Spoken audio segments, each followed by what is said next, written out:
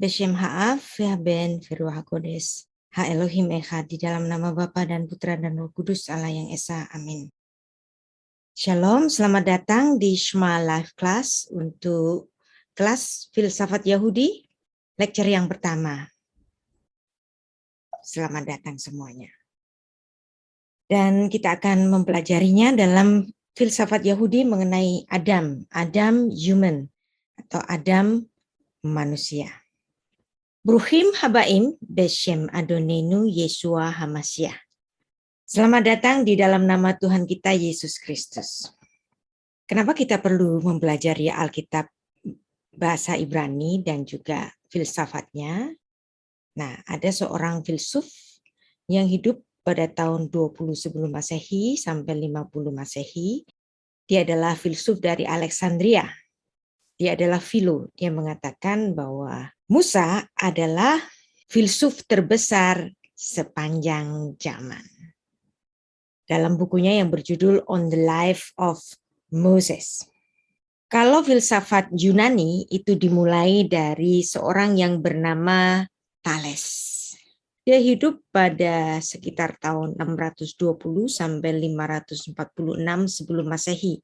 Yang artinya kalau menurut timeline ini, filsafat Yunani adalah jauh lebih muda daripada filsafat Yahudi. Karena menurut Philo tadi, filsuf terbesar adalah Musa.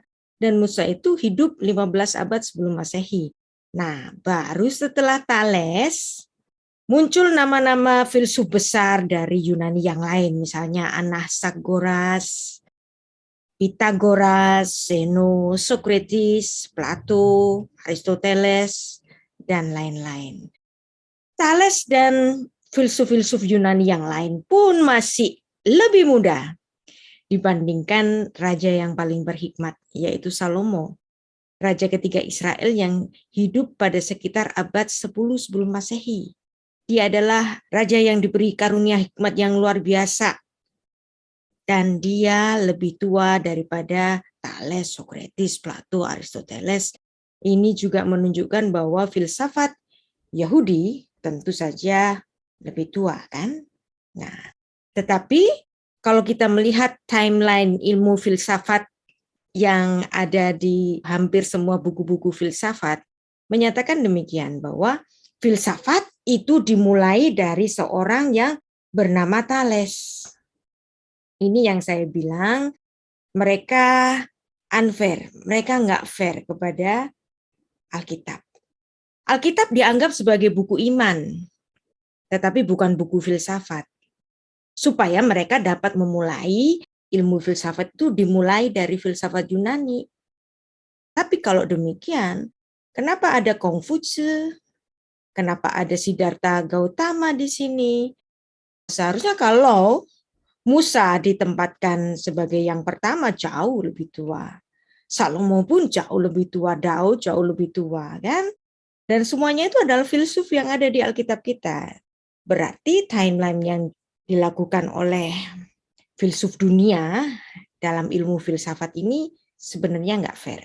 Karena hanya menempatkan Alkitab sebagai buku iman, tapi bukan buku filsafat. Tapi kenapa Siddhartha Gautama boleh, gitu kan? Kenapa Musa nggak boleh, gitu kan?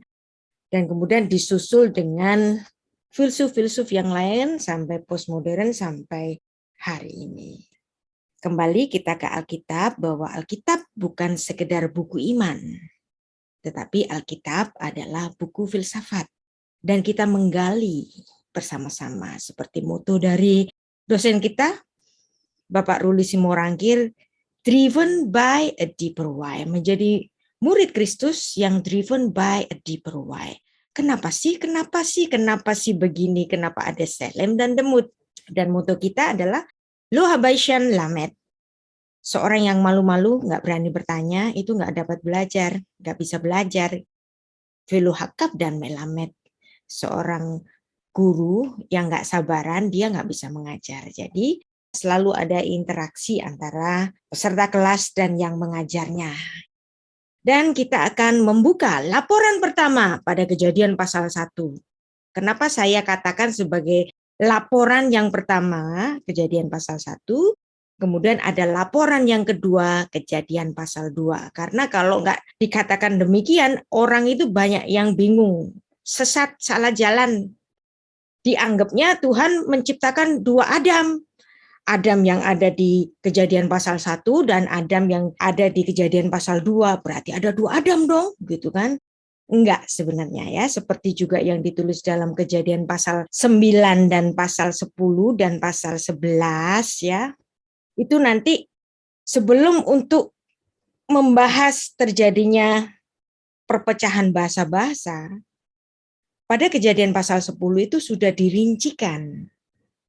Bangsa-bangsa yang lahir dari putra-putra Nuh itu memiliki bahasa mereka masing-masing. Lah kok mereka sudah memiliki bahasa masing-masing? Kok bahasanya lain-lain? Apa yang menyebabkan terjadinya perubahan-perubahan atau perbedaan-perbedaan bahasa itu? Nah, perbedaan-perbedaan bahasanya dijelaskan pada Kejadian pasal 11. Jadi Kejadian pasal 10 sudah ngomong mengenai bahasa yang bermacam-macam.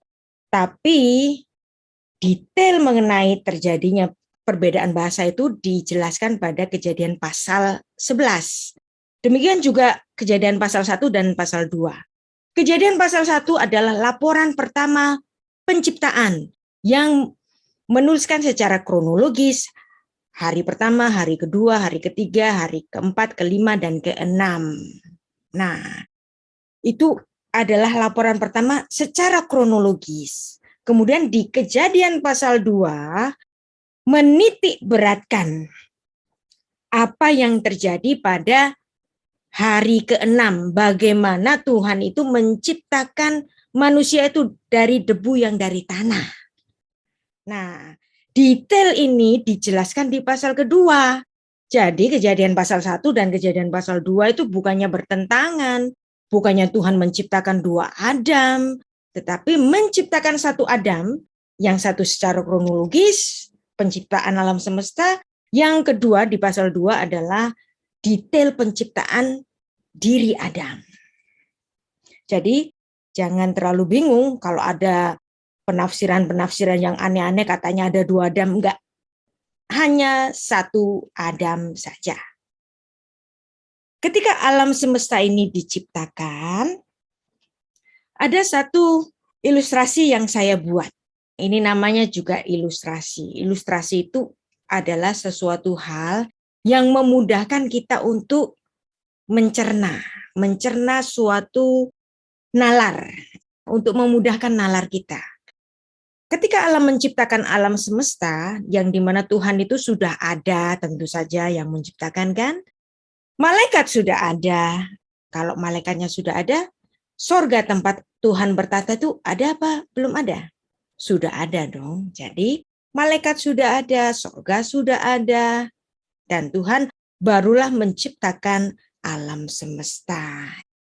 Nah, ini kalau boleh saya ilustrasikan, penciptaan alam semesta yang kita bisa lihat dengan mata telanjang maupun dengan teleskop maupun dengan alat-alat bantu, semuanya itu sebenarnya ada di dalam dimensi tabung yang dipegang Tuhan ini. Nah, jadi Tuhan ini seolah-olah megang satu tabung dan dia menciptakan alam semesta. Nah, ranah kita dan juga bintang-bintang dan juga seluruh kosmos di alam semesta ini yang oleh para ilmuwan itu sudah diteliti, baik itu oleh Stephen Hawking dan lain-lain. Nah, semuanya itu sebenarnya masih di ranah ini. Jadi betapa kecilnya kita.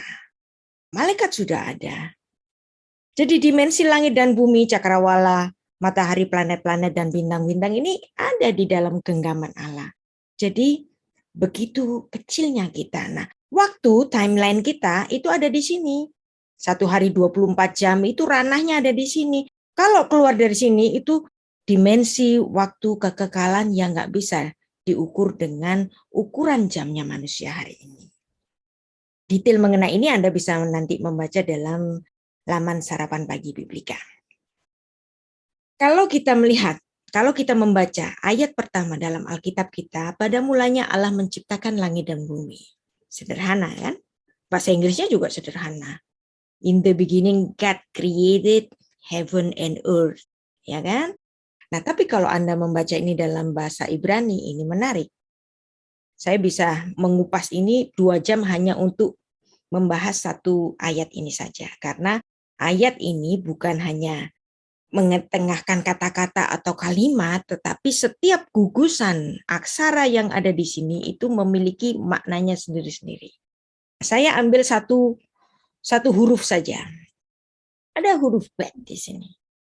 Huruf bet ini memberikan satu batasan, seolah-olah memberikan batasan. Bahwa di sini sebelum dunia alam semesta ini diciptakan, ini adalah dimensi waktu kekekalan. Ini bukan ranah manusia. Ranah manusia itu ada di dalam hal yang fisikal di sini. Jadi makanya ada semacam batasan di sini. Manusia nggak akan bisa menembus ini karena dibatasi dengan huruf bet ini. Kemudian di sini adalah dimensi kekekalan. Itulah kenapa orang Yahudi membaca Kejadian pasal 1 itu bukan in the beginning God created heaven and earth, tetapi in a beginning. Pada suatu permulaan. Tapi bukan permulaan dari segala sesuatu. Permulaan dari segala sesuatu adalah Allah sendiri. Dan bahkan malaikat itu sudah ada. Dan ini nggak bisa diselami oleh manusia. Karena apa? Dibatasi dengan seolah-olah huruf bet ini. Kalau Anda tembus nggak bisa. Ada batasannya. Yang ini ranahnya Tuhan. Gitu ya.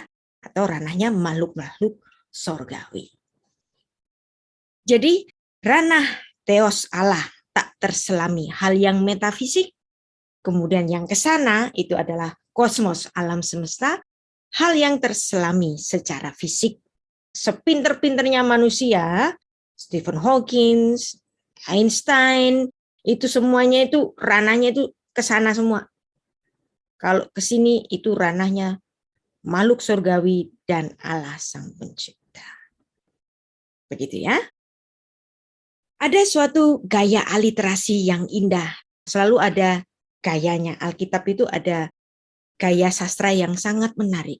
Ada permainan bunyi, ada wordplay. Dalam bahasa Inggris atau bahasa Indonesia, majas aliterasi sering ditampakkan hanya sebagai suatu pengulangan bunyi. Tetapi dalam bahasa Ibrani, ini juga menyangkut kepada aksara yang digunakan. Kejadian 1 ayat 1 kita menemukan majas aliterasi, permainan bunyi. Di mana permainan bunyinya? Hanya Anda bisa lihat dalam naskah bahasa aslinya. Bereshit bara. Anda lihat di sini 3 huruf pertama. Bet, resh, alef. Makanya kalau Anda masuk kelas saya filsafat Yahudi, Anda sebaiknya mengikuti kelas tambahan yang biasanya hari Sabtu supaya Anda mengenali huruf-huruf. Anda lihat di sini ada bet, resh, alef, ada bet, resh, alef. Kalau ini nikutnya dibuang ya, nikutnya saya buang ini. Saya coret aja deh. Berarti ada 2 kata yang sama. Bet, res, alef. Bet, res, alef itu dibaca bara. Bara itu menciptakan. Dan kata bara ini khusus untuk Tuhan saja. Kata yang hanya dikenakan kepada Tuhan saja. Manusia kalau menciptakan misalnya menciptakan lagu misalnya. Atau menciptakan desain bangunan itu nggak pakai kata bara karena kata bara hanya kepada Tuhan saja yang dimana dia menciptakan secara creatio ex nihilo. Perhatikan, filsafat Yahudi tidak hanya berpikir secara kalimat, tidak hanya berpikir secara kata-kata, tapi juga berpikir secara huruf-huruf. Bayangkan ini tulisannya Musa, 15 abad sebelum Masehi, jauh lebih tua daripada filsafat Yunani Thales.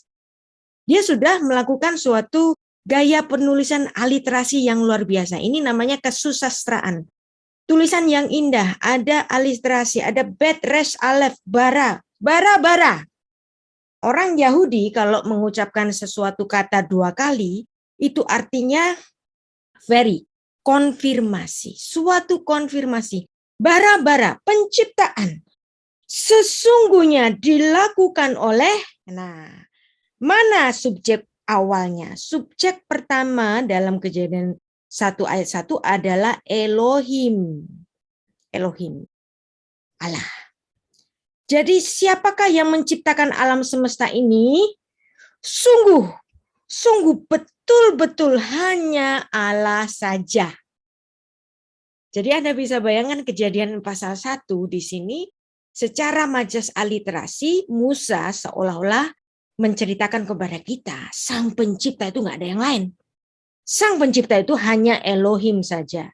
Bagaimana cara dia untuk meyakinkan bahwa yang menciptakan itu hanya Elohim saja? Dengan cara dia mengulang 2 kali kata yang sama. Bara-bara. Bara-bara Elohim. Ya, menarik kan? Jadi kalau seandainya ada orang mengatakan kitab Taurat itu kitab yang sederhana karena diajukan untuk orang-orang awam. Saya tanya sekarang, orang awam bisa mikir demikian nggak sih? Hanya orang yang sekolah yang tahu. Yang dapat memahami ada majas aliterasi dalam Kejadian 1 ayat 1. Begitu sederhananya terjemahan ini, tapi kalau Anda membacanya dalam aksara, gugusan-gugusan aksara Ibraninya ini luar biasa. Bara-bara Elohim, Sang Pencipta alam semesta, langit dan bumi ini, Shamayim ve'et haaretz, itu hanya Elohim saja. Bara 2 kali untuk menyatakan bahwa betul-betul Allah saja yang menciptakan.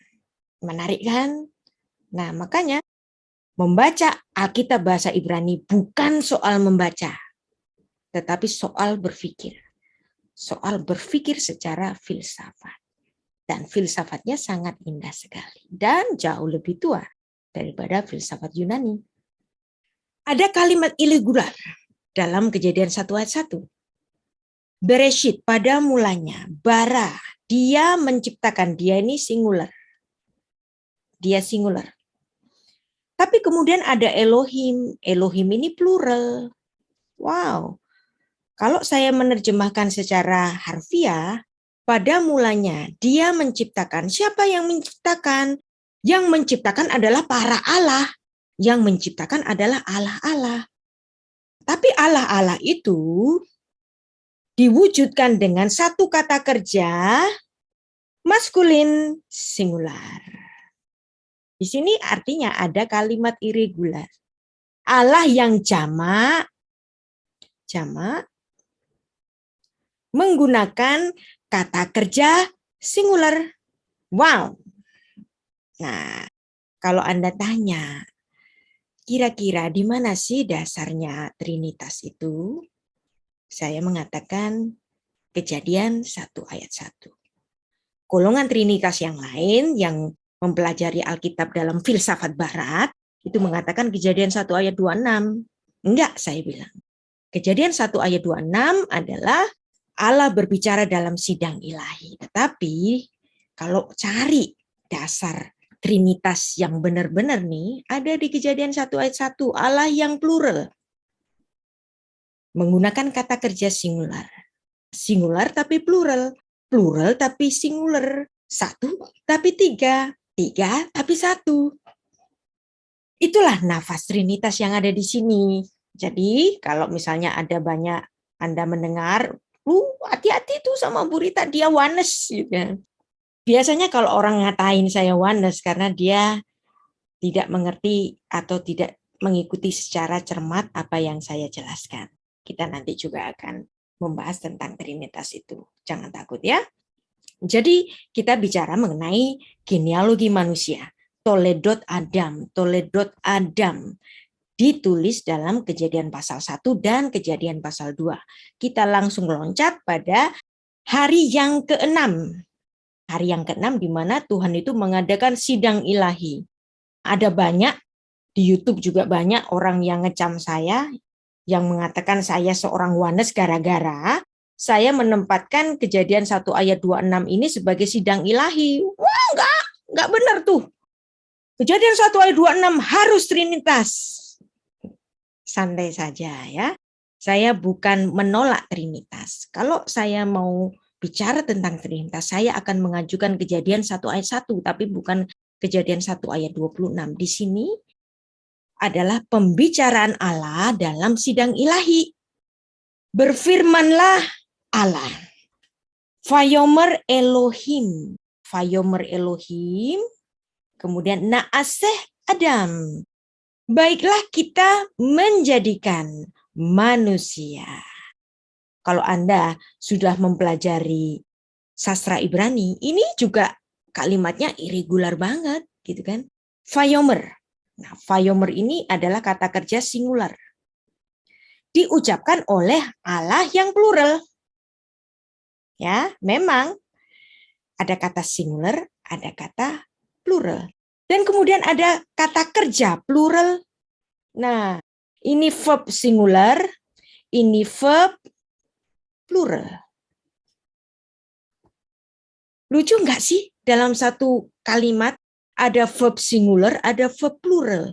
Berarti di sini Musa mengatakan kepada kita bahwa ketika Tuhan berfirman, verbanya itu singular. Dan ketika dia mengatakan, yuk kita akan membuat manusia. Tapi di sini plural, nggak pakai singular lagi. Ini kan aneh.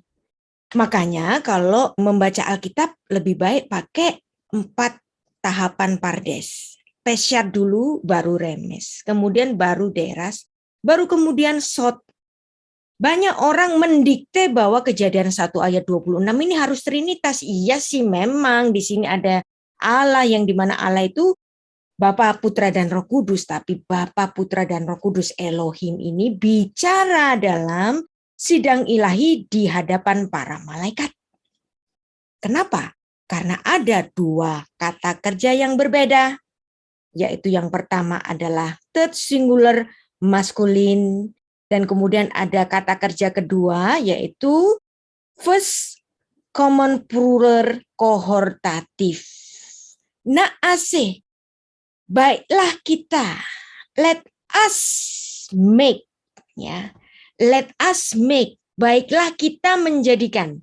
Anda bisa membayangkan satu kata dalam bahasa Ibrani, naaseh, harus diterjemahkan dalam bahasa Indonesia, baiklah kita menjadikan. Jadi nggak ada kata kita yang berdiri sendiri. Harus dalam bentuk kohortatif. Yuk kita membuat manusia, kata Tuhan. Marilah kita membuat manusia. Nah, 1 kata dalam bahasa Ibrani, 3 kata dalam bahasa Indonesia. Bagaimana dengan bahasa Inggris? Sama. Let us make. Jadi nggak ada us yang berdiri sendirian, tetapi naaseh di sini adalah let us make. Dan itu diucapkan Tuhan dalam sidang ilahi. Kenapa saya mengatakan demikian? Sesat gitu. Saya disesat-sesatin gara-gara ini. Tapi saya akan memberikan argumentasi saya. Bahwa kita harus membaca secara pesyat. Bahwa kenyataannya dalam Alkitab bahasa asli ada 2 macam verba. Verba yang pertama adalah singular, verba yang kedua adalah plural. Berarti di sini bukan secara kebetulan, tetapi Musa itu dengan sengaja menyatakannya kepada kita. Makanya penting sekali membaca Alkitab secara pesyat, supaya jangan kita membeo saja. Yang ono bilang begitu berarti itu sesat. Enggak, ya. Kita meneliti betul-betul kata per kata. Kata naaseh berasal dari kata kerja asa, dan kemudian ada prefiks nun di sini. Nun di sini menunjukkan bahwa ini adalah plural. Nah, kompleks kan? Makanya nanti ikut di pelajaran pada setiap hari Sabtu supaya kita bisa memahami naskah bahasa asli Ibraninya. Ada nun di sini baru kemudian aseh. Naaseh. Marilah kita menjadikan. Menjadikan apa? Menjadikan manusia. Kata kitanya itu bukan dalam artian seolah-olah Tuhan mengajak para malaikat itu turut menciptakan. Enggak. Ini kita menjadikan. Perhatikan, menjadikan bukan menciptakan. Banyak orang-orang itu gara-gara hanya membaca Alkitab terjemahan, kata apologet Muslim itu orang Kristen itu bani terjemahan. Karena membaca hanya pada ayat kitab-kitab terjemahan, tapi kita membaca sekarang dalam bahasa aslinya. Bahasa aslinya itu menulis naase dari kata asa. Asa itu menjadikan, bukan menciptakan. Ada perbedaan, kata bara itu hanya untuk Tuhan. Kalau untuk asa itu bisa dilakukan untuk makhluk-makhluk lain, membuat. Mari kita bikin apa? Manusia. Menurut Selem, Betsalmenu, menurut gambar atau image kita, kemudian kitmutenu, dan rupa kita. Biasanya orang-orang yang membahas ini dalam filsafat barat, ini kan susah, seperti kayak filsafat Jawa, kemudian ditafsirkan dengan filsafat Batak, nggak nyambung. Maka penafsiran yang benar adalah mendalami naskah itu dalam bahasa aslinya dan membaca itu dalam mindset filsafat Ibrani. Betsalmenu, menurut gambar, kitmutenu, dan rupa kita. Gambar kita, rupa kita. Ada banyak orang membedakan bahwa selem dan demut ini beda. Enggak. Ini adalah bentuk dari aliterasi, majas aliterasi. Menggunakan dua kata yang berbeda tapi dalam artian yang sama. Dalam artian yang sinonim, ini namanya paralelisme Ibrani. Bahwa kata selem dan demut menurut paralelisme Ibrani adalah sesuatu yang sinonim. Kenapa kata yang berbeda digunakan dua kali? Nah, tadi saya sudah memberikan satu contoh bahwa dalam Kejadian pasal 1 pun ada majas aliterasi. Bara-bara. Dua kata yang diucapkan dalam satu kalimat itu untuk menunjukkan konfirmasi. Demikian juga dalam Kejadian 1 ayat 26. Kata selem dan demut yang artinya sinonim digunakan tetap dua-duanya untuk apa? Untuk menunjukkan konfirmasi. Orang Yahudi kalau bicara satu kali biasa, kalau dua konfirmasi, kalau tiga kali extremely. Perhatikan, extremely. Jadi kalau di sini, yuk kita membuat manusia menurut selem kita dan menurut demut kita, dan selem dan demut ini adalah sinonim, maka benar-benar yang seperti kita, gitu maksudnya. Tuhan bicara dalam sidang ilahi kepada para malaikat, kayak kamu-kamu ini, aku akan membuat manusia bahwa kamu, para sidang ilahi, makhluk ciptaanku, para malaikat, kamu diciptakan dalam bayanganku, dalam imageku. Nanti aku akan juga menjadikan manusia, yuk kita jadikan manusia dalam gambar dan image kita. Tuhan bicara dalam sidang ilahi bahwa para malaikat itu juga diciptakan dalam gambar dan rupa Allah. Dan para malaikat itu adalah anggota sidang ilahi. Nah, ada banyak orang nggak ngerti tentang sidang ilahi langsung nyatain sesat, gitu kan. Padahal ketika dia ngomong sesat, dia itu belum mendalami bahwa sidang ilahi itu betul-betul ada. Contohnya di mana? Contohnya dalam Yeremia 23 ayat 18, yang di mana sidang ilahi, Dewan Musyawarah Tuhan, Sot Adonai, itu benar-benar ada. Yang di mana Tuhan kalau di sorga itu nggak bisu sendirian gitu, tapi dia ngomong dengan para malaikat, dia bicara-bicara, bahkan mungkin ada banyak sekali humor-humor yang ada di sana. Tuhan itu fun. Tuhan bukan bengis yang nggak bicara dengan bawahannya, enggak. Tuhan bicara dengan bawahannya. Bahkan Tuhan juga bicara dengan manusia yang bahkan sudah jatuh dalam dosa. Alkitab mengatakan Tuhan bicara dengan Musa, muka dengan muka, mulut dengan mulut, seperti kepada temannya. Kalau Tuhan bisa bicara dengan Musa seperti kepada temannya, Anda juga bisa harus membayangkan bahwa di sorga itu Tuhan juga bicara kepada bala tentara sorgawi para malaikat seperti kepada temannya juga. Karena Tuhan bukan sesuatu hal yang menjauhkan diri dari ciptaannya. Justru Tuhan itu selalu mendekatkan diri pada ciptaannya. Allah dalam sidang ilahi, kata naase, baiklah kita menjadikan. Kenapa Tuhan bicara dalam sidang ilahi di hadapan para malaikat? Karena para malaikat itu sudah ada sebelum dunia dijadikan. Karena malaikat adalah makhluk kekal. Dan dia telah ada sebelum langit dan bumi ini diciptakan. Kepada orang-orang Kristen yang Trinitarian. Ketika saya menjelaskan Kejadian 1 ayat 26 ini, bukan saya menolak Trinitas. Saya sangat menghormati Trinitas yang disusun oleh bapak-bapak gereja Tertullianus pada abad kedua, maupun oleh bapak gereja Theophilus yang menyebut Trinitas ini dengan Triados pada abad kedua juga.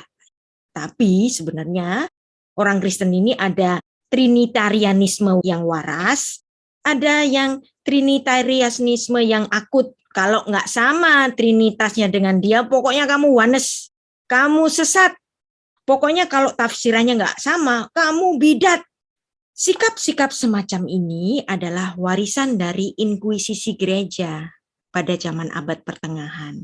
Kalau tafsirnya beda, bakar, bunuh. Itu yang terjadi pada zaman kegelapan, dan roh-roh semacam itu masih ada sampai hari ini. Orang yang suka nyesat-nyesatin, yang nggak sama tafsirannya, lu sesat, Trinitasnya nggak sama. Pemahaman tentang Tuhan itu adalah satu proses. Saya bisa membenarkan definisi Trinitas apa saja, asalkan yang bersangkutan itu mengimani Yesus adalah Tuhan dan Allah. Kalau dia mengimani Tuhan dan Allah, dalam kacamata saya, dia dengan sendirinya percaya Trinitas. Jadi kalau sudah percaya Yesus, nggak usah pakai disesat-sesatin gitu loh. Itu adalah warisan zaman kegelapan gereja, inkuisisi gereja yang dilakukan oleh Katolik maupun Protestan. Jadi bukan cuma Katolik aja, Protestan juga bengis. Ada zamannya nggak waras, orang yang nggak sama dibakar, Michael Servetus dibakar juga, Anabaptis dibunuhi. Nah itu zaman kegelapan gereja Protestan juga. Makanya saya bilang ada Trinitarianisme waras, ada Trinitarianisme yang nggak waras, yang akut, yang pokoknya kalau nggak sama-sama gue, lu sesat. Nah itu adalah warisan zaman kegelapan gereja. Memang ada paham keharusan Trinitas pada Kejadian 1 ayat 26. Buat saya sih nggak apa-apa. Saya sangat lentur terhadap suatu tafsir. Kalaupun Anda berbeda dengan saya, kalau Anda punya argumentasi yang kuat, boleh. Kenapa enggak? Gitu kan? Kejadian 1 ayat 26. Menurut tradisi Yahudi Rabbinik itu adalah Allah sedang berbicara kepada para malaikat dan sekelilingnya. Sebagian orang Kristen juga memegang pendapat ini. Allah bicara dalam sidang ilahi. Tapi ada Kristen Trinitarianisme yang akut. Pokoknya Kejadian 1 ayat 26 itu Bapa bicara pada Roh dan Putra. Kenapa mereka menolak Kejadian 1 ayat 26? Karena mereka khawatir. Nah, kalau malaikat diajak dalam satu sidang ilahi, emang malaikat turut mencipta. Itu logika mereka. Kenapa mereka berlogika demikian? Karena mereka membaca Alkitab dalam Alkitab terjemahan, baik bahasa Indonesia maupun bahasa Inggris. Tapi kalau Anda membaca ini dalam Alkitab bahasa asli Ibrani, Anda nggak akan berpikiran sekeras itu. Karena Musa menulisnya dengan sangat luar biasa.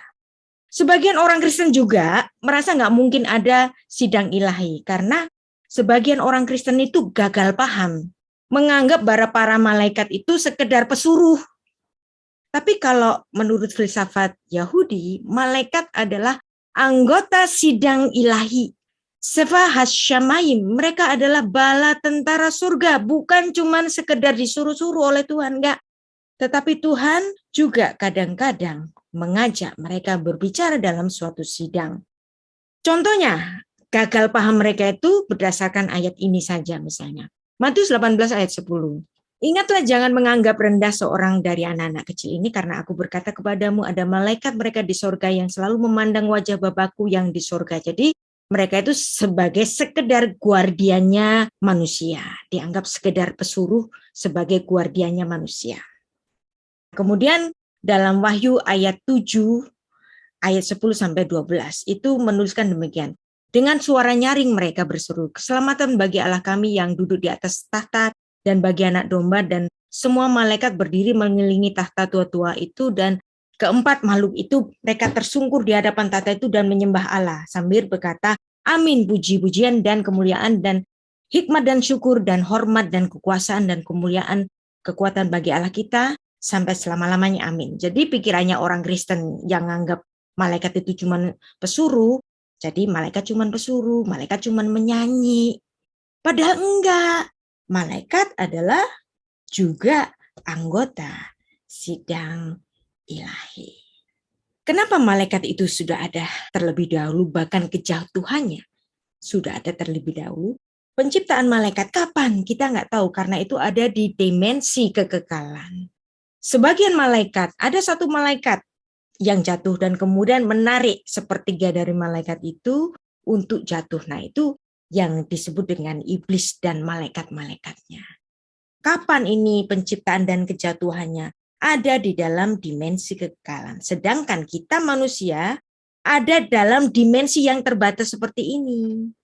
Jadi jangan menilai malaikat sesuai dengan otak kita yang terbatas, tempurung otak kita yang terbatas di sini. Karena malaikat ada dalam dimensi kekekalan. Dia adalah makhluk surgawi. Yeremia 23 ayat 18 betul-betul menyatakan ada sidang ilahi. Sebab siapakah yang hadir dalam dewan musyawarah Tuhan sehingga ia memperhatikan dan mendengar firman-Nya? Siapakah yang memperhatikan firman-Nya dan mendengar? Anda lihat di sini ada besot Adonai dalam dewan musyawarah Tuhan.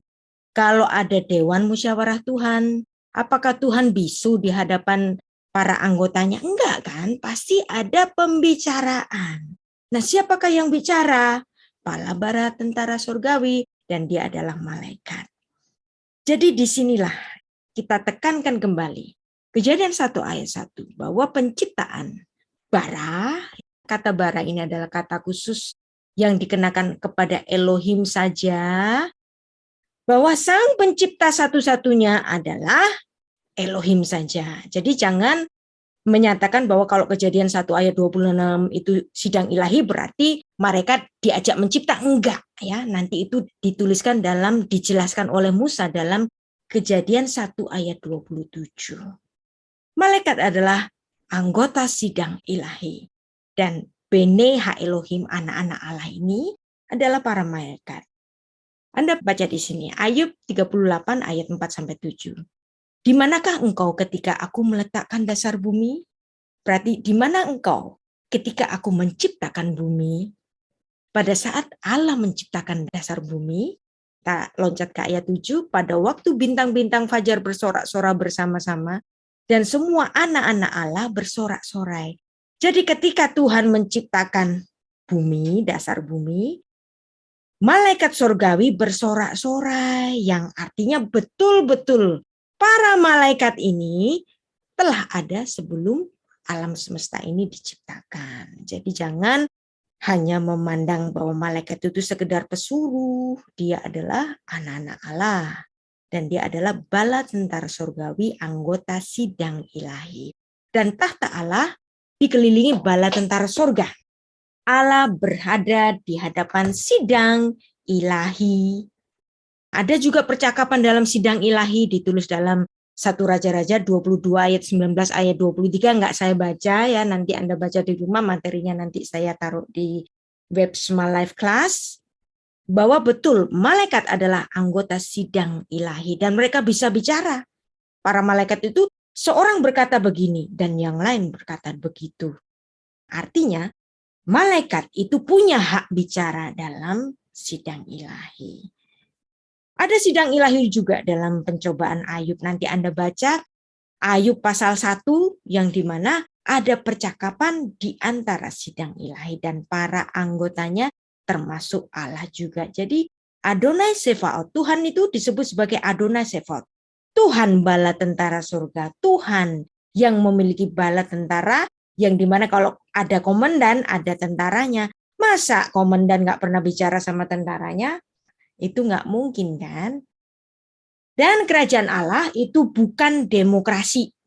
Kerajaan Allah itu adalah kerajaan Allah yang dimana penguasanya satu-satunya itu dulu, sekarang, dan selamanya cuma satu. Kalau demokrasi kan gantian, ya 5 tahunan sekali kayak demokrasi di Indonesia, atau 4 tahun sekali seperti demokrasi yang ada di Amerika. Tapi kerajaan Allah bukan demokrasi yang dimana Allah sendiri adalah sang raja semesta yang nggak pernah digantikan.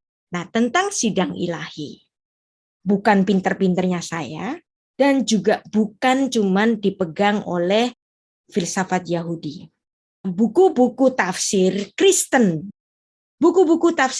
misalnya tafsiran Alkitab masa kini, atau The New Bible Commentary, itu juga menyatakan bahwa Kejadian 1 ayat 26 adalah sidang ilahi.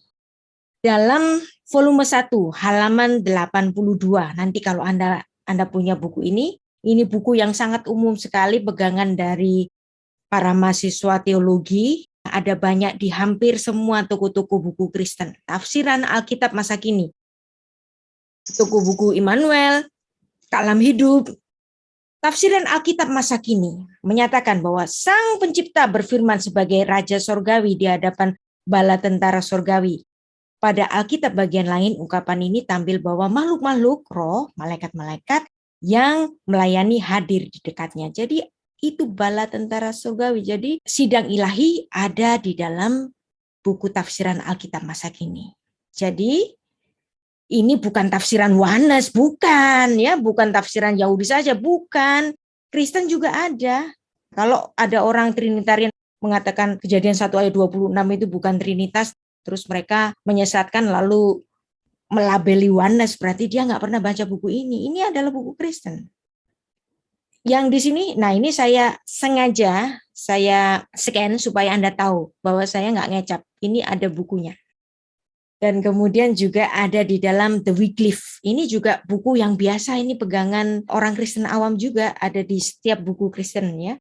The Wycliffe Bible Commentary pada halaman 29 menulis senada, baiklah kita menjadikan adalah narasi yang menggambarkan Allah sebagai meminta dewan surgawi memusatkan perhatian mereka dalam suatu rencana penciptaan manusia. Jadi ini bukan ciptaan Yohanes, bukan ciptaan orang Yahudi, tapi juga ada dalam penafsiran Kristen. Begitu ya.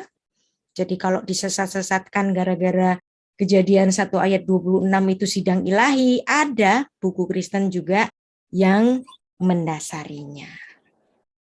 Nah, ini juga saya scan supaya ada buktinya bahwa betul-betul pada halaman 29 menyatakan ada sidang ilahi. Kalau ini adalah buku Yahudi, jelas mengatakan bahwa ini adalah sidang ilahi. Menurut Rashi, walaupun Allah itu tidak memerlukan nasihat, tapi Allah dalam kerendahan hatinya ini bicara dalam suatu sidang musyawarah Tuhan. Sebab para malaikat pun akan nantinya berinteraksi dengan manusia. Ada banyak contohnya di Alkitab kita. Marilah kita menjadikan manusia dalam sidang ilahi. Allah menciptakan fayifra. Allah menciptakan dan dia menciptakan, bukan fayifru.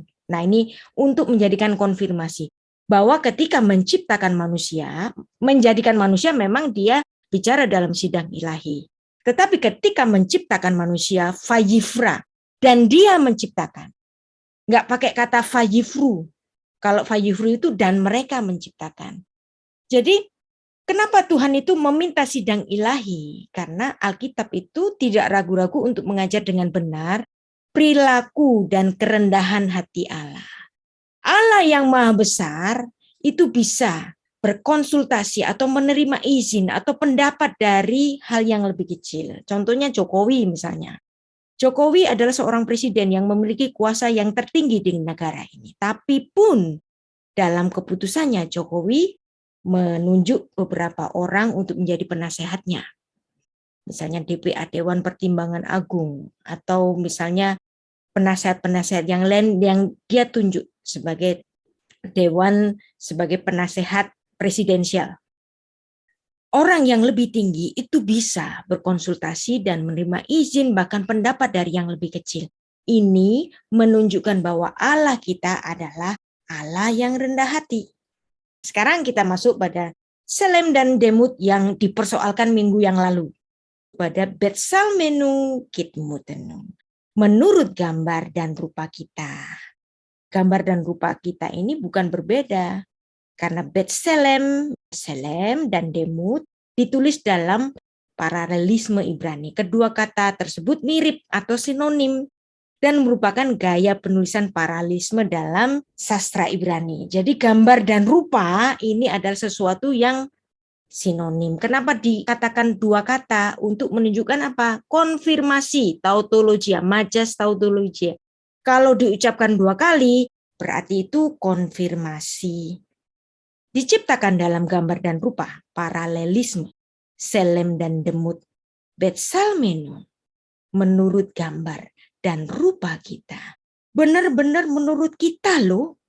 Tuhan itu menyatakannya pada sidang ilahi. Berarti kita dan para malaikat diciptakan dengan cara yang sama, yaitu dalam Selem dan Demut.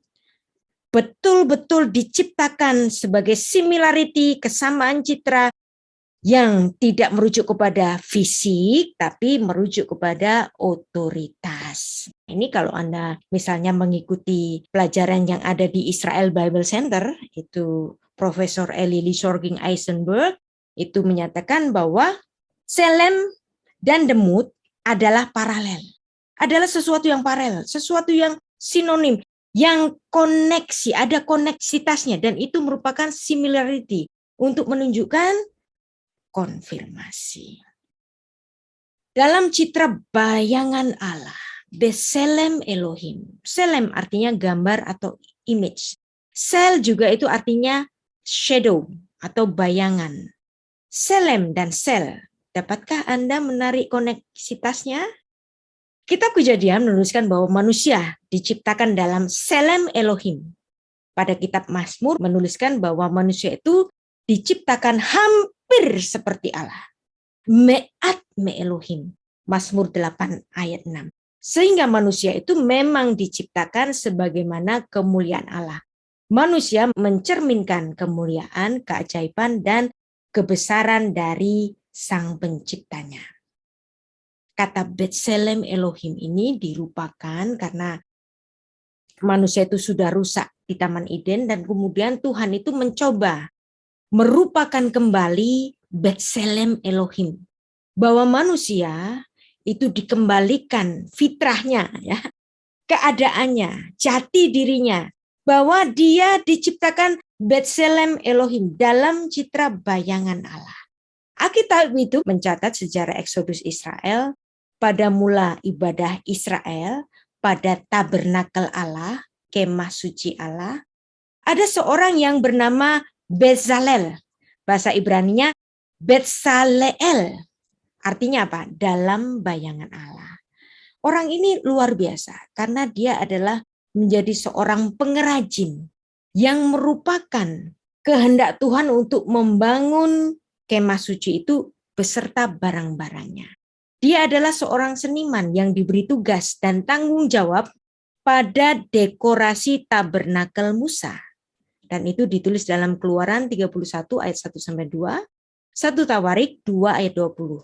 Allah sendiri telah memilihnya dan memberikan rohnya dan juga keahlian, pengertian, pengetahuan dalam segala macam pekerjaan untuk membuat berbagai rancangan supaya dikerjakannya dari emas, perak, tembaga, untuk mengasah batu permata supaya ditata, untuk mengukir kayu, untuk bekerja dalam segala macam pekerjaan. Tuhan memberikan hikmat kepada seorang yang bernama Betsaleel. Apa sih hubungannya dengan Kejadian 1 ayat 26? Ada. Hikmat tersebut diberikan Allah kepada Betsaleel untuk mewujudkan tabernakel bagi ibadah Bani Israel.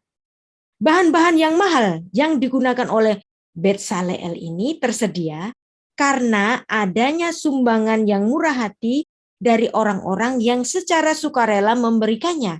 Ternyata jumlahnya itu lebih dari cukup. Jadi Anda bisa membayangkan ketika mereka itu keluar dari Mesir, orang-orang Mesir itu supaya orang-orang Israel itu pergi cepat-cepat, mereka itu juga memberikan barang-barang berharga mereka karena mereka ketakutan.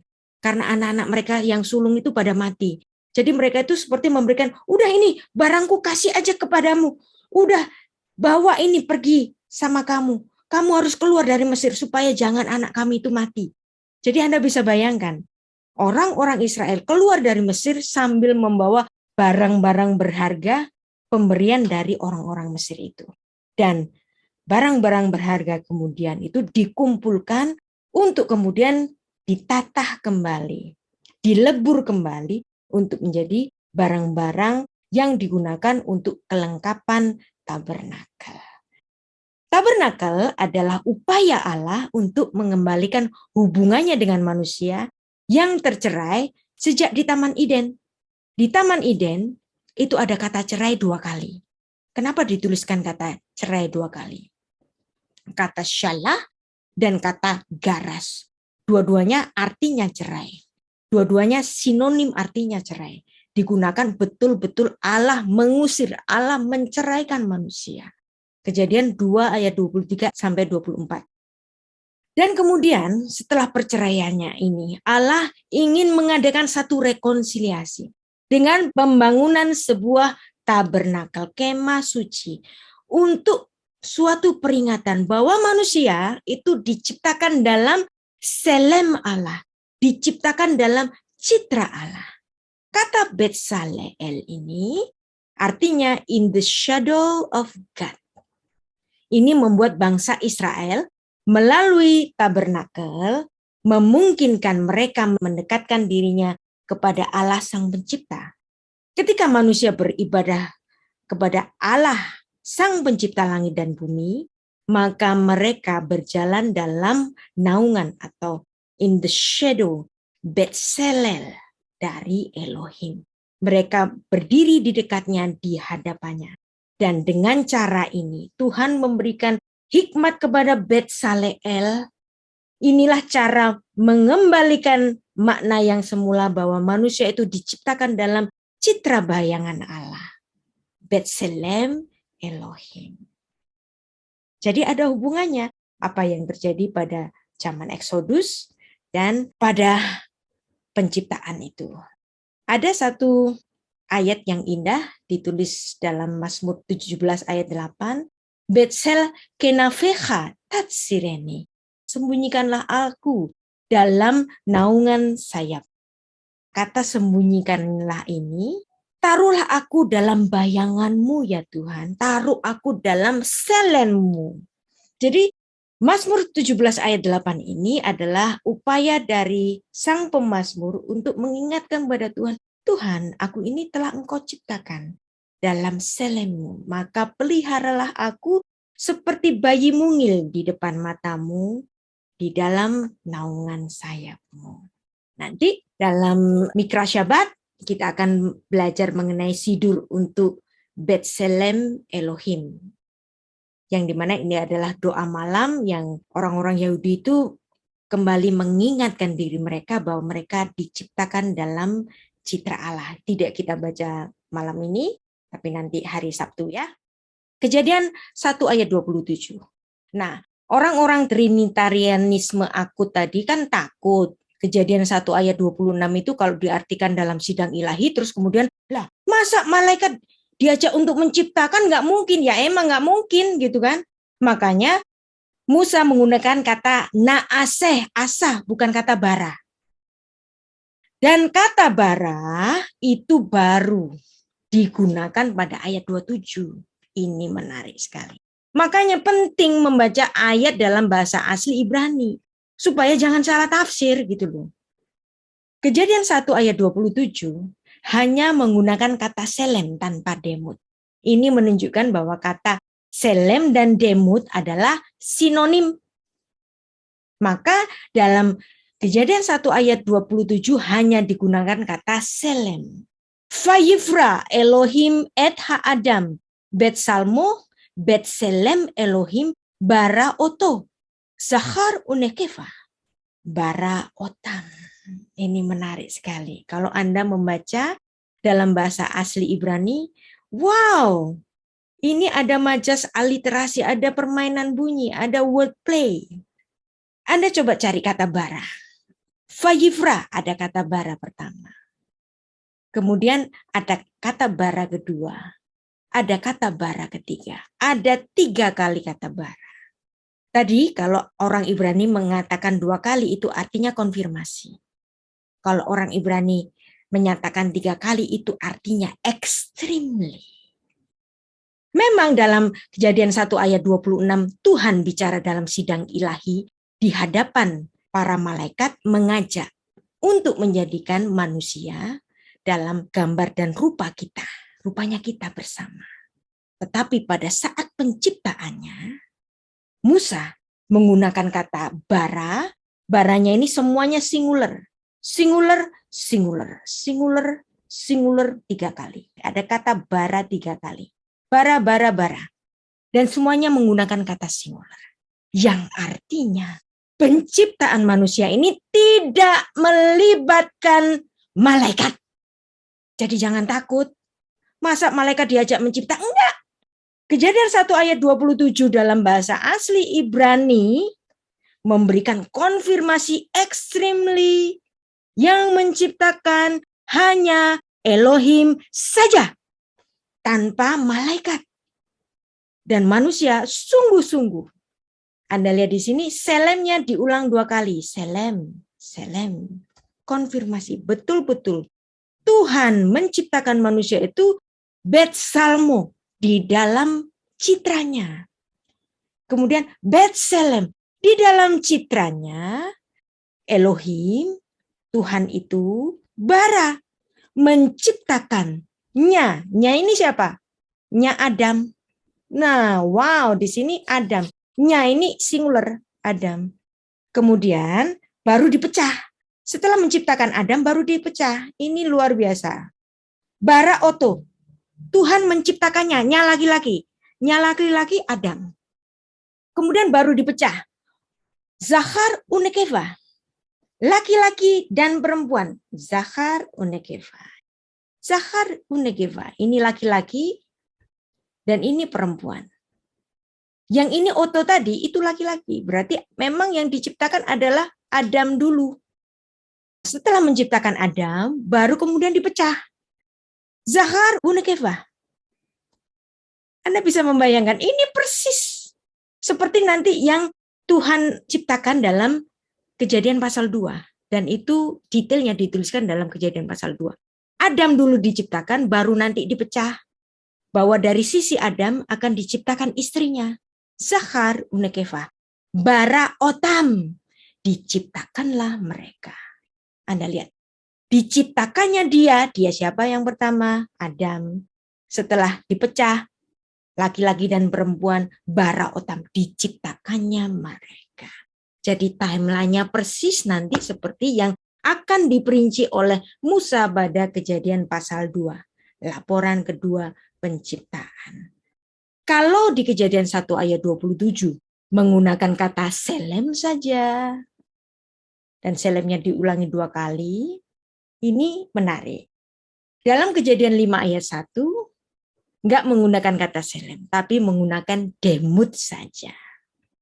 Inilah daftar keturunan Adam. Pada waktu manusia itu diciptakan Allah, dibuatnyalah dia menurut rupa demut Allah. Kenapa enggak pakai kata selem? Karena selem dan demut sama. Kenapa di Kejadian pasal 1 ayat 27 menggunakan kata selem saja? Karena selem dan demut sama. Jadi kadang-kadang Alkitab kemudian menggunakan kata selem saja, dan kemudian di Kejadian pasal 5 Musa menggunakan kata demut saja. Ini artinya memang demut dan selem adalah kata yang sinonim dalam paralelisme Ibrani. Jadi paralelisme selem dan demut, citra Allah, menurut gambar dan rupa kita mengandung arti keduanya tidak memaknakan kepada suatu hal yang secara fisik, tetapi lebih bersifat otoritas, citranya Allah. Selem dan demut adalah kata yang sinonim gaya bahasa paralelisme khas filsafat Ibrani.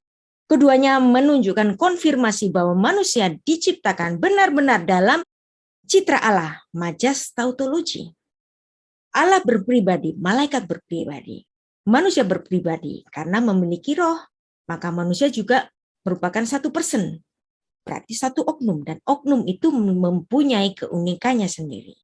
Manusia sebenarnya memiliki sifat kekekalan, matinya kenapa? Gara-gara nanti dia jatuh dalam dosa.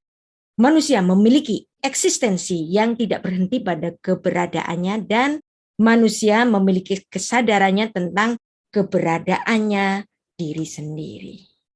Jadi kalau kita contohkan lagi majas tautologianya orang Yahudi misalnya di sini. Karena Abraham telah mendengarkan Shama, Shema, dan memelihara kewajibannya kepadaku, segala perintah. Perintah ini mitzvot. Kemudian ketetapan ini adalah kukotai. Dan kemudian hukum ini adalah Torah.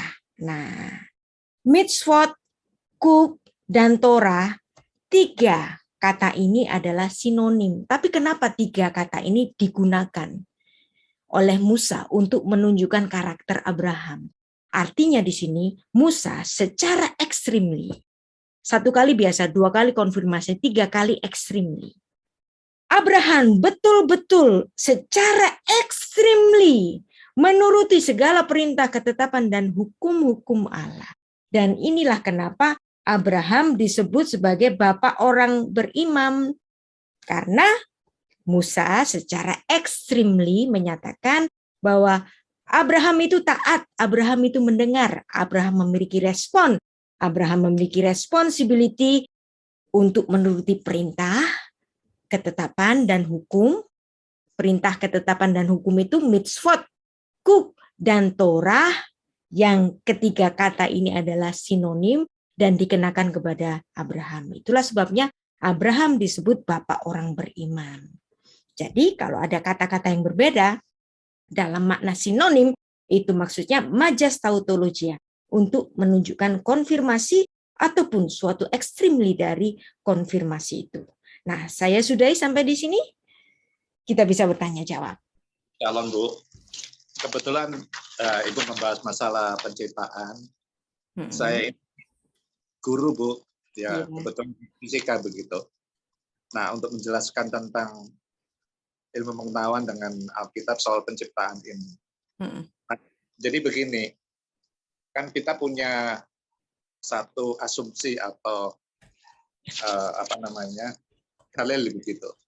Ketika kalau hukum alam, jadi terjadinya sesuatu materi di dalam alam itu pasti mengikuti hukum alam. Itu dalilnya.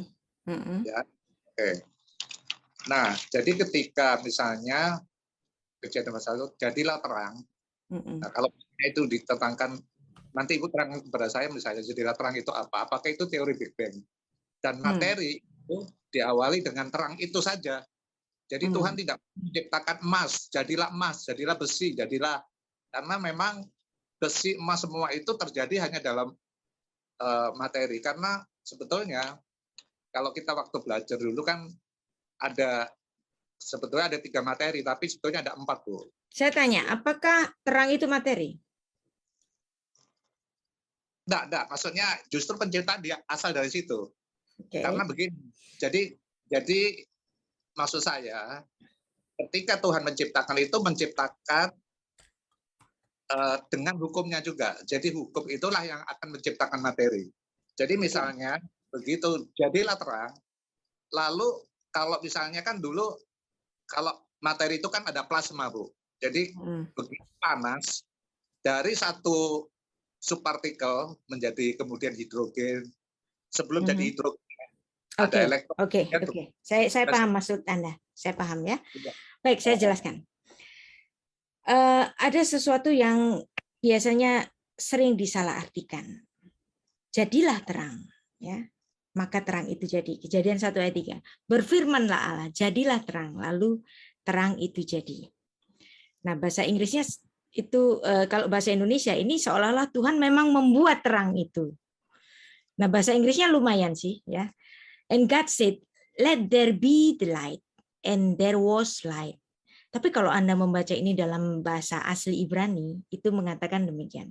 Vayomer Elohim, Yehi or, fayehior. Nah, jadi di sini Anda kalau membaca ayat ini dan Anda memahami naskah bahasa asli Ibrani, kalau Tuhan itu menciptakan creatio et nihilo, itu selalu digunakan kata apa? Bara. Dan kata bara ini adalah kata khusus untuk Allah saja.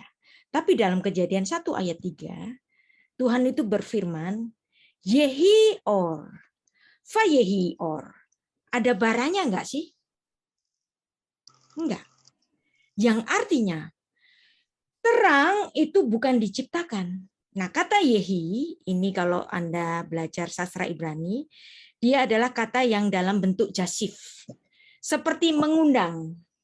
Let there be light. Biarlah terang itu ada.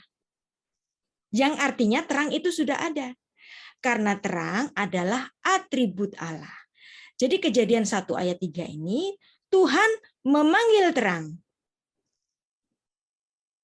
Yuk, sini yuk, datang terang. Dalam proses penciptaan langit dan bumi. Nah, bagaimana dengan partikel-partikel? Emas, perak, dan lain-lain. Itu termaktub dalam Kejadian 1 ayat 1. Bereshit bara Elohim et hasyamayim ve'et haaretz. Ya. Bumi itu di dalamnya terkandung emas, terkandung macam-macam batu, batu permata, apa saja itu digali dari bumi. Yang artinya penciptaan materi-materi macam-macam termasuk hidrogen dan lain-lain itu termaktub dalam Kejadian 1 ayat 1, Bereshit bara Elohim et hasyamayim, langit dan bumi dan segala apa saja yang ada di dalamnya. Nah, kenapa di sini Alkitab itu tidak secara detail menunjukkan ada benda-benda tertentu, misalnya emas diciptakan dari mana, enggak ya. Tapi emas juga ya dibahas oleh Musa dalam Kejadian pasal 2 misalnya, ketika untuk merujuk misalnya Eden itu ada di mana? Eden itu ada di dekat Hawilah yang banyak emasnya. Yang artinya emas ini adalah partikel yang ada di bumi. Yang dimana walaupun secara detail tidak dituliskan, tetapi barang itu ada. Dan kata emas dan yang lain-lain itu ada di Kitab Kejadian, yang artinya memang Alkitab ini jangan Anda harapkan sebagai seperti buku sains. Tetapi Alkitab tidak bertentangan dengan sains. Ya, itu Pak David. Ya, terima kasih. Sama-sama. Oke, selanjutnya Ibu Imelda. Ibu Imelda, silakan. Ya, silakan Ibu Selamat Imelda. malam, Purita, saya ingin menanyakan yang ada di Kitab Ayub 1 ayat 6 tadi, di mana waktu anak-anak Allah menghadap Tuhan, itu juga ada iblis, itu Bu, itu yang mengganggu saya. Oke, mengganggu ya. Nah, Jelaskan. oke, saya jelaskan. Sebentar saya cari ayatnya. Di mana tadi saya nulis ya? Kalau Anda pernah ngikutin kelasnya Pak Ruli di Circle Indonesia mengenai pencobaan kepada Ayub, ini luar biasa sekali ya. Pada suatu hari datanglah anak-anak Allah menghadap Tuhan. Di antara mereka datanglah juga iblis. Nah, kata iblis ini dalam bahasa Ibrani-nya itu Satan. Nah, maka bertanyalah Tuhan kepada iblis, dari mana engkau? Lalu jawab iblis kepada Tuhan, dari jalan-jalan mengelilingi bumi, menjelajah bumi. Lalu bertanyalah Tuhan kepada iblis, apakah engkau memperhatikan hambaku Ayub? Sehingga tiada seorang pun seperti dia, yang demikian saleh dan jujur, dan yang takut akan Allah dan menjauhi kejahatan. Lalu jawab Satan itu kepada Tuhan, apakah dengan tidak mendapatkan apa-apa Ayub akan takut akan Allah gitu. Apakah kalau dia nggak dikasih sesuatu dengan gratis ya, khinam itu sesuatu yang diberikan secara gratis. Emang kalau Ayub itu nggak diberkati dia akan takut akan Allah? Ya jelas saja dia takut akan Allah. Orang dia dikasih barang banyak, dikasih berkat banyak, kata si iblis begitu. Nah, kemudian si iblis itu juga komplain sama Tuhan. Tuhan muji-muji Ayub. Apa yang harus dipuji? Engkau sendiri, ya ayat 10. Membuat pagar sekeliling dia dan rumahnya dan segala miliknya. Apa yang dikerjakannya telah kau berkati dan apa yang dimilikannya mari makin bertambah di negeri itu. Tapi coba ulurkanlah tanganmu dan jamalah segala yang dipunyainya. Pasti dia akan mengutuki engkau di hadapanmu. Jadi di sini iblis nggak percaya kalau Tuhan itu membanggakan Ayub. Ya jelas aja Ayub saleh. Jelas aja Ayub setia sama engkau Tuhan. Orang dia diberkati. Engkau membuat dia pagar sekelilingnya. Semuanya apa yang dia punya itu bagus-bagus semua gitu kan. Nah, dan kemudian apa yang dikatakan Tuhan kepada iblis tadi? Nah, segala yang dipunyainya ada dalam kuasamu. Hanya jangan engkau mengulurkan tanganmu terhadap dirinya. Kemudian pergilah iblis itu di hadapan Tuhan. Nah, sekarang pertanyaannya, kok bisa sih iblis itu datang kepada Tuhan? Sekarang saya tanya, kalau Tuhan nyuruh iblis datang di hadapannya, iblis bisa nolak apa enggak sih?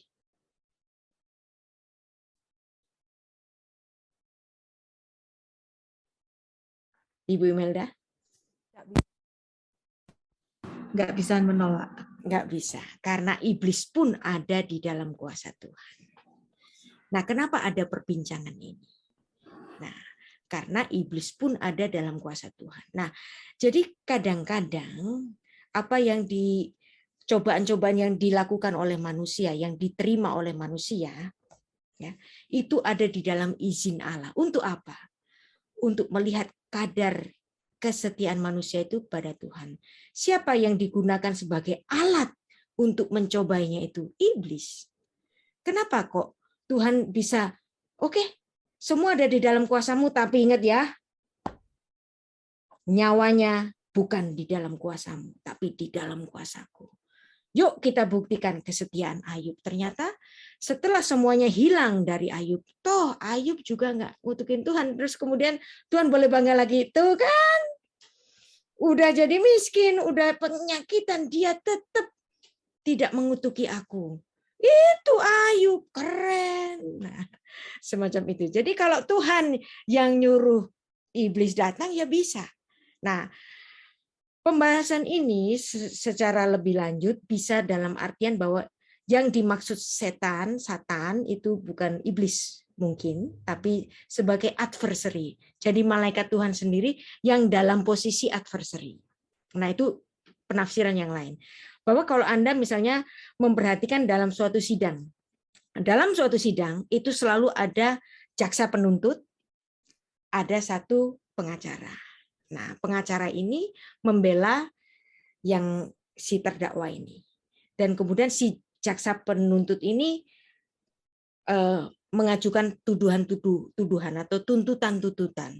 Nah, dalam suatu sidang, baik pengacara maupun jaksa adalah dua-duanya itu dalam artian positif. Kenapa dua-duanya itu harus ada? Supaya dapat melahirkan pengadilan yang adil. Demikian juga penilaian Tuhan. Tuhan menilai Ayub itu adalah seorang yang setia. Tapi kesetiaannya itu harus diuji.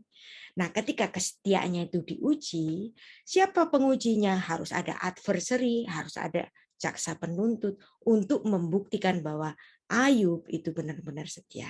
Itu Bu Imelda. Makasih Bu Rita. Oke. Sama-sama. Selanjutnya Pak Sitompul, mohon kameranya di on Pak. Iya, salam. Selamat malam Bu Rita. Selamat malam teman-teman. Pak Sitompul. Iya, Bu, saya ingin menyampaikan pendapat menyangkut yang sidang ilahi itu. Tetapi tentu saya ingin kelemahan dari pendapat saya ini apa gitu. Seperti itu Bu. Jadi saya berpikirnya begini, ketika Ibu menjelaskan itu dan melihat juga pendapat dari pihak lain yang mengatakan itu Allah berbicara kepada dirinya sendiri, saya mengingat Kisah Rasul 17:28 ya, yang Rasul Paulus mengatakan begini, kita hidup, kita ada, kita bergerak di dalam Dia, Allah kan di dalam Allah, maksudnya kan begitu. Jadi kemudian saya melihat memperhitungkan bahwa segala ciptaan sudah diciptakan semua, tinggal manusia saja. Jadi saya melihat bahwa Tuhan sedang tidak berbicara hanya kepada dirinya sendiri, tidak hanya kepada malaikat juga, tetapi seluruh alam yang sudah tercipta ini. Nah, saya memperhitungkan juga di dalam Roma 8 ayat 19, di situ dikatakan kan seluruh makhluk menantikan saat anak-anak Allah itu dinyatakan. Kan begitu. Jadi kan anak-anak Allah ini kan bisa mengacu kepada manusia kan sebagai bagian akhir dari ciptaan itu. Jadi pada saat pemulihannya pun seluruh alam bahkan makhluk menanti. Jadi demikian juga ketika manusia itu akan diciptakan. Jadi saya melihat Allah tidak hanya berbicara kepada dirinya sendiri, tidak hanya berbicara kepada malaikat, tetapi kepada seluruh yang sudah tercipta. Jadi dia melakukan suatu pengumuman juga ya bisa. Penyampaian juga bisa seperti itu. Nah, kira-kira pendapat seperti itu ada sisi kelemahannya enggak, Bu? Gitu. Saya sangat setuju dengan Pak Sitompul. Ini pemikiran yang cerdas. Saya tambahin ayatnya ya. Nah, ya makasih, Bu. Dalam 1 Korintus 6 ayat 3. Siapa? Ayo cepet-cepetan. Siapa yang mau baca ini? Saya tutup kamera ya, Bu ya, supaya saya dengar ini putus-putus suara saya dengar. Boleh. 1 Korintus 6 ayat 3. Siapa mau baca?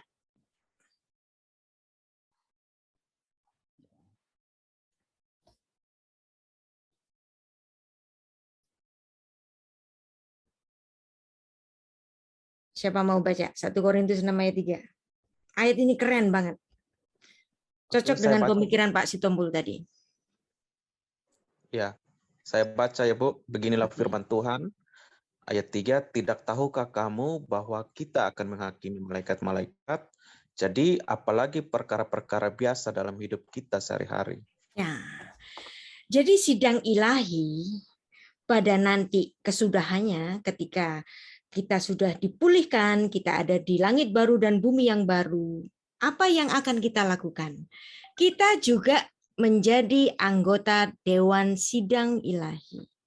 Paulus mengatakan, tidak tahukah kamu bahwa kita manusia ini akan menghakimi malaikat-malaikat. Nah, malaikat yang model apa yang akan kita hakimi nanti pada langit baru dan bumi yang baru? Adalah malaikat yang jatuh. Nah, penghakiman kepada malaikat-malaikat yang jatuh, menurut Paulus di sini, kita pun nanti dilibatkan. Yang artinya dalam sidang ilahi, nanti yang sebelumnya itu Tuhan melibatkan para malaikat bicara dengan dirinya. Nanti pada langit baru dan bumi yang baru, kita pun dilibatkan dalam suatu sidang ilahi. Bahkan kita turut menghakimi malaikat-malaikat. Kan keren, Pak Sitompul. Cukup jelaskah ini? Cukup jelas, Bu. Terima kasih, Bu. Tuhan berkati. Tuhan berkati. Baik, Bu Rita, sekarang sudah jam 9, tapi masih ada 4 penanya. Bagaimana ini, Bu? Enggak apa-apa. Kalau yang sudah ngantuk boleh leave. Kalau yang masih nanya boleh kita terusin, ya. Oke, baik. Selanjutnya Pak Sutanto. Baik, terima kasih Bu Rita. Silakan. Ini pertama terima kasih. Jadi pemahaman kita tentang malaikat itu ya sudah setua ini kan pemahaman kita malaikat itu seakan-akan hanya pesuruh Tuhan atau tukang pukulnya Tuhan kalau ada yang macam-macam. Iya. Nah, bawaannya ada sidang di mana Tuhan berbicara kepada malaikat. Nah, saya tadi sambil mendengarkan Ibu, saya ini browsing mengenai malaikat. Malaikat itu kadang ditulis dengan huruf besar, malaikat Tuhan. Itu seperti malaikat yang datang kepada siapa itu Hagar dan anaknya. Tapi ketika yang bergumul dengan Yakub itu huruf kecil. Nah, ini sebenarnya malaikat yang datang ini malaikat sidang ilahi Tuhan itu. Atau karena keterbatasan penafsiran bahasa lost in translation sebenarnya itu Tuhan sendiri yang datang. malaikat huruf besar atau bagaimana Bu? Mohon pencerahannya. Baik, nah ini pertanyaan yang bagus juga. Nah, ada malaikat biasa, nah ada yang namanya Mikael, ada yang namanya Gabriel. Terus di Perjanjian Lama itu ada Mal'ah Adonai, yaitu malaikat ditulis dalam M huruf besar, kemudian TUHAN. Nah, itu dibaca dalam bahasa Ibrani itu Mal'ah Adonai. Nah, Mal'ah Adonai ini ketemu sama Abraham, ketemu sama Hagar, ketemu sama satu lagi itu ketemu sama Hagar, ketemu sama Yakub, ya. Nah, Mal'ah Adonai ini kenapa ditulis dengan TUHAN huruf besar semua? Bahkan Mal'ah Adonai itu bisa berfirman.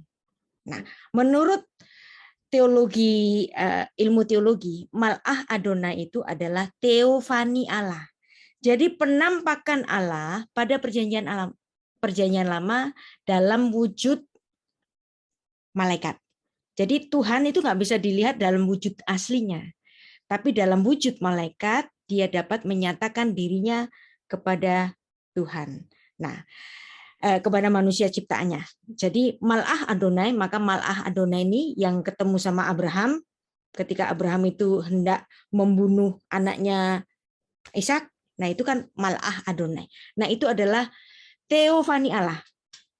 Wujud Allah, Allah yang dalam wujud malaikat, dan itu disebut sebagai teofani Allah. Ada yang menyebut itu adalah Kristofani.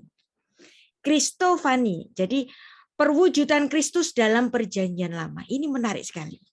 Nah, saya kayaknya pernah ngomong ini deh, tapi saya ulang ya. Ada satu film yang judulnya Exodus, Gods and King. Michael Bale, ya. Christian Bale. Dan sutradaranya itu Ridley Scott. Nah, kalau Anda nonton ini, itu menarik sekali. Wujud Mal'ah Adonai itu dirupakan dengan anak kecil yang sedang berjalan dengan Musa, itu dirupakan dengan anak kecil. Terus banyak gereja-gereja menyatakan bahwa film ini sesat. Nah, mereka menyesatkan karena nggak mendalami pemikiran dari si sutradaranya ini. Nah, namanya juga film. Film itu kan karya seni. Maka ketika si sutradaranya itu menjelaskannya, saya melihat ini adalah wujud dari karya seninya. Dia ditanya oleh pewawancaranya, kenapa sih Mal'ah Adonai dalam yang bersama-sama dengan Musa itu kok kamu kasih anak kecil? Kok yang jadi Mal'ah Adonai itu anak kecil, kok bukan malaikat yang bersayap? Terus kata si Ridley Scott begini, karena bagaimana aku dapat mewujudkan malaikat yang agung ini? Apakah dia aku wujudkan dengan seorang laki-laki yang ganteng, yang badannya atletis, terus kemudian bersayap? Kayaknya nggak begitu deh. Nggak akan ada satu visualisasi yang dapat mewujudkan keagungan dari Mal'ah Adonai. Karena aku tidak dapat mewujudkan keagungan dari Mal'ah Adonai, malaikat dalam TUHAN besar-besar ini, maka aku memberikan paradoksnya. Aku kasih aja anak kecil. Gitu. Nah, ketika Musa itu naik di Gunung Sinai dan dia menulis Torah, di situ kan seharusnya Musa itu berpuasa 40 hari 40 malam kan. Dan itu dia nggak mati dalam puasanya itu. Di film itu digambarkan bahwa si Mal'ah Adonai, Kristofani Allah itu memberikan air kepada Musa, ya. Jadi nuang air, kemudian dalam satu gelas, gelasnya dikasihkan ke Musa. Nah, ini juga oleh gereja-gereja itu dikatakan sesat. Ini film sesat, gitu. Bagaimana Musa kan puasa kok dikasih air gitu kan? Nah, ini justru visual dari seorang sutradara yang menyatakan bagaimana Musa dapat hidup tanpa minum dan tanpa makan. Dia dapat hidup karena ada air hidup dari Kristofani Allah yang di atas gunung itu sehingga Musa dapat hidup. Nah, jadi pernyataan malaikat Tuhan, malaikat huruf besar semua itu adalah Kristofani Allah dalam Perjanjian Lama, Pak Sutanto. Baik, jadi itu Tuhan sendiri yang datang dalam Ya, wujud malaikat. dalam wujud malaikat. Manusia nggak mungkin bisa lihat Tuhan, nggak mampu lagi. Makanya Ya, Tuhan. betul. Terima kasih, Bu. Sama-sama. Baik, terima kasih. Selanjutnya Pak Jose. Silakan, Pak. Iya, selamat malam Ibu. Malam. Ibu, saya mau bertanya, Bu, apakah kan iblis itu kan diusir oleh Tuhan itu ke bumi ya, Bu ya? Kemarin waktu saya dengar kuliah Pak Beni ya. Betul. Nah, berarti kalau kita lihat Ibu tadi bikin timeline itu, berarti iblis itu setidaknya ada di dalam ketika diusir ke bumi itu saat bumi sudah ada, berarti kan? Nah, saya ingin tanya, apakah ada Torah lisan mengenai hal ini? Karena kemarin waktu kuliah pertemuan dengan Pak Yakub, Rabi Yakub itu kan beliau sampaikan ada Torah lisan, ada yang ada tertulis dan lisan. Nah, apakah ada yang sejenis dari umat Muslim yang ada mereka itu ceritakan bahwa iblis itu diusir karena tidak setuju Tuhan menciptakan manusia gitu. Nah, apakah kira-kira di situ nggak, Bu? Karena manusia itu iblis itu dibuang saat katakanlah misalnya Adam masih seorang diri gitu. Kira-kira ada nggak seperti itu? Ya, pertanyaan? memang ada banyak ya. Memang ada banyak rujukan-rujukan dalam Talmud Yahudi atau dalam gemarannya orang Yahudi yang mengkira-kira hari keberapa iblis itu jatuh. Ada yang memperkirakan pada hari kedua pada penciptaan langit dan bumi. Tapi karena iblis itu adalah, malaikat itu adalah makhluk yang ada di dalam dimensi kekekalan, dan sedangkan langit dan bumi ini dimensinya adalah dimensi langit dan bumi, dulu sekarang besok, dulu sekarang besok. Tapi apakah timeline yang ada di kekekalan itu dulu sekarang besok? Kan juga enggak, dan enggak bisa disamakan. Nah, kita enggak tahu kapan jatuhnya, tapi yang pasti ya, sebelum manusia itu diciptakan, malaikat itu ada. Nah, ketika manusia itu ditempatkan di Taman Eden, di situ juga ada iblis. Nah, hari keberapa itu memang tidak diceritakan, sehingga para gemara Rabi Yahudi memperkirakan, ada yang memperkirakan itu hari yang kedua, ya, atau bahkan mungkin sebelum hari kelima atau sebelum hari keenam. Itu bisa, namanya juga tafsiran. Nah, kalau gemara itu pendapat para rabi itu bisa macam-macam. Pendapat para rabi itu semuanya ditulis, A, B, C, pendapatnya semuanya ditulis, kita mau pilih yang mana? Nah, itu biasanya ada di Talmud Yahudi itu begitu, Pak Jose. Baik, Bu. Makasih, Bu. Tuhan berkati. Ya, selanjutnya Pak Josidin. Silakan, Pak. Silakan dinyalakan kameranya, Pak. Ya, shalom Bu Rita. Shalom. Semuanya. Pertanyaan saya, Bu, tentang tadi menyangkut tentang sains. Sains, yes. Ya, jadi Ibu bilang bahwa sains itu kan bisa dari Alkitab juga. Nah, di hari-hari ini kan banyak yang tentang uji karbon.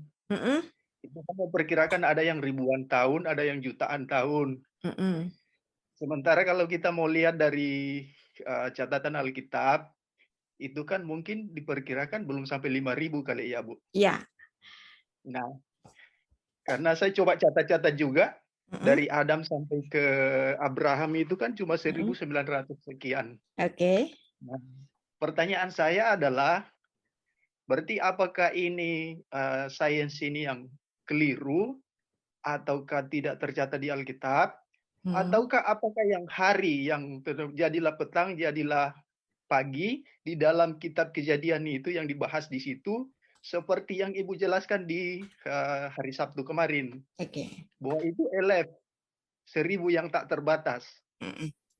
Jadi pertanyaan saya yang kedua adalah, apakah usia Adam itu dihitung setelah dia jatuh ke dalam dosa, atau dihitung mulai dari dia diciptakan? Ya. Baik, saya jawab sekarang. Bagaimana dengan waktu dan teori karbon, fosil-fosil? Nah, fosil-fosil itu dari uji karbon kemudian dikatakan bahwa manusia itu diciptakan ribuan tahun sebelumnya atau jutaan tahun sebelumnya. Nah, itu bisa jadi benar. Kenapa? Anda harus tahu bahwa kata yom, hari pertama, hari kedua, hari ketiga, hari keempat. Nah, pada ketika alam semesta ini diciptakan, langit dan bumi diciptakan, dan belum diciptakan matahari dan bulan. Nah, matahari dan bulan itu diciptakan pada hari keempat. Ini aneh kan? Ya. Padahal matahari dan bulan itu adalah alat untuk mengukur waktu. Kalender kita itu berdasarkan matahari dan bulan kan? Tapi waktu itu sudah ada. Buktinya apa? Sudah ada hari pertama, sudah ada hari kedua, sudah ada hari ketiga, baru hari keempat diciptakan matahari dan bulan, benda penerang itu, yang nanti ditetapkan sebagai penanda waktu dan masa-masa, ya kan? Yang artinya hari pertama, hari kedua, hari ketiga, ya, apakah itu berdasarkan 24 jam? Enggak kan? Jadi periode waktu hari pertama, apakah 24 jam? We don't know. Bisa jadi itu jutaan tahun, seperti yang diperkirakan oleh para saintis ini. Jadi bumi kita itu berumur jutaan tahun, bisa jadi. Kenapa? Karena memang waktunya belum ditentukan Tuhan. Kapan waktu ditentukan Tuhan? Nah, ketika Tuhan sudah menciptakan langit dan bumi, nah, kemudian menciptakan manusia di situ. Nah, kapan Tuhan memutar globe bumi, ya, untuk menciptakan siang dan malam itu sebagai 24 hari, itu yang nggak diceritakan di Alkitab. Nah, maka kalau ada saintis mengatakan ini umurnya jutaan tahun, bisa jadi. Karena kata hari, yom, bahasa Ibrani, itu tidak hanya bermakna hari, bisa bermakna dengan periode. Jadi kalau boleh saya menerjemahkan, periode pertama, Allah menciptakan langit dan bumi. Periode kedua, menciptakan bla bla bla. Periode ketiga. Nah, periode ini tidak bisa kita patok 24 jam. Juga tidak bisa kita patok sebagai 1000 tahun, juga enggak. Ya. Yang dikatakan 1000 hari sama dengan 1 hari, itu bukan berarti hari pertama 1000 hari, hari kedua 1000 hari, 1000 tahun, hari kedua 1000 tahun, hari ketiga 1000 tahun, jadi 6000 tahun. Enggak. Jadi kalau saintis mengatakan itu jutaan tahun, bisa jadi loh. Karena yom itu belum pada penentuan 24 jam. Pak Yosidin. Terima kasih. Bisakah diterima ini? Bisa. Ya, oke. Dan berkati. Iya. Sudah selesai? Sudah selesai. Terima kasih Bu Rita.